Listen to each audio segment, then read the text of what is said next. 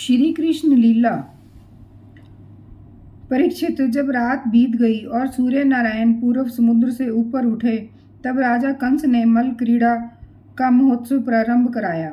राज कर्मचारियों ने रंगभूमि को भली भांति सजाया। तुरही, भेरी आदि बाजे बजने लगे। लोगों के बैठने के मंच फूलों के गजरों, झंडियों, वस्त्र और बंधनवारों से सजा दिए गए। उन पर ब्राह्मण, क्षत्रिय आदि नागरिक तथा ग्रामवासी सब यथास्थान बैठ गए। राजा लोग भी अपने अपने निश्चित स्थान पर जा डटे। राजा कंस अपने मंत्रियों के साथ छोटे राजाओं के बीच में सबसे श्रेष्ठ राज सिंहासन पर जा बैठा। इस समय भी अपशकुनों के कारण उसका चित्त घबराया हुआ था। जब पहलवानों ने ताल ठोकी और साथ ही बाजे बजने लगे और गर्वीले पहलवान खूब सज धज कर अपने अपने उस्तादों के साथ अखाड़े में आ उतरे। चानूर, मुष्टिक, कूट, शल और तोशल आदि प्रधान पहलवान बाजों की सुमधुर ध्वनि से उत्साहित होकर अखाड़े में आकर बैठ गए। इसी समय भोजराज कंस ने नंद आदि गोपों को बुलवाया। उन लोगों ने आकर उसे तरह तरह की भेंटें दी और फिर जाकर वे एक मंच पर बैठ गए। शुकदेव जी कहते हैं, काम, क्रोध आदि शत्रुओं को पराजित करने वाले परीक्षित, अब श्री कृष्ण और बलराम भी स्नान आदि नित्य कर्म से निवृत्त होकर दंगल के अनुरूप नगाड़े की ध्वनि सुनकर रंगभूमि देखने के लिए चल पड़े। भगवान श्री कृष्ण ने रंगभूमि के दरवाजे पर पहुंचकर देखा कि वहां महावत की प्रेरणा से कुबलयापीड़ नाम का हाथी खड़ा है। तब भगवान श्री कृष्ण ने अपनी कमर कस ली और घुंघराली अलकों को समेट लिया तथा मेघ के समान गंभीर वाणी से महावत को ललकार कर कहा, महावत, ओ महावत, हम दोनों को रास्ता दे, हमारे मार्ग से हट जा। अरे सुनता नहीं, देर मत कर, नहीं तो मैं हाथी के साथ अभी तुझे यमराज के घर पहुंचाता हूँ।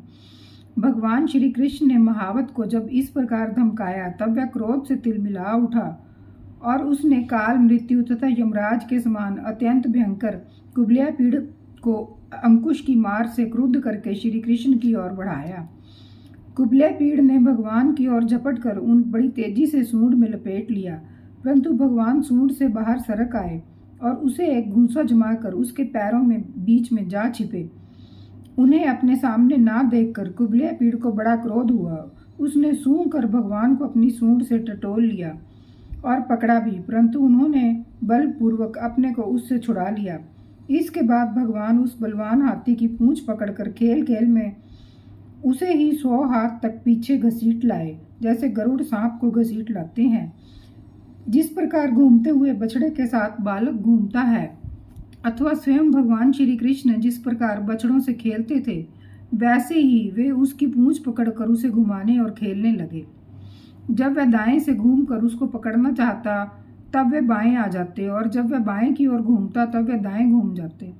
इसके बाद हाथी के सामने आकर उन्होंने उसे एक घूंसा जमाया और वे उसे गिराने के लिए इस प्रकार उसके सामने से भागने लगे, मानो वह अब छू लेता।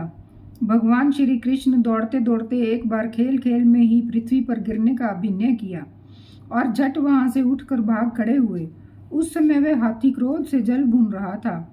उसने समझा कि वे गिर पड़े और बड़े जोर से अपने दोनों दांत धरती पर मारे।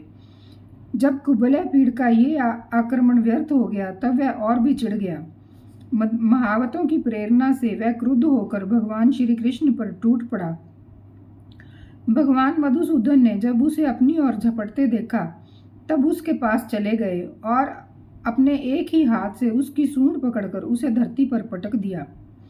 उसके गिर जाने पर भगवान ने सिंह के समान खेल ही खेल में उसे पैरों से दबाकर उसके दांत उखाड़ लिए और उन्हीं हाथी और महावतों का काम तमाम कर दिया।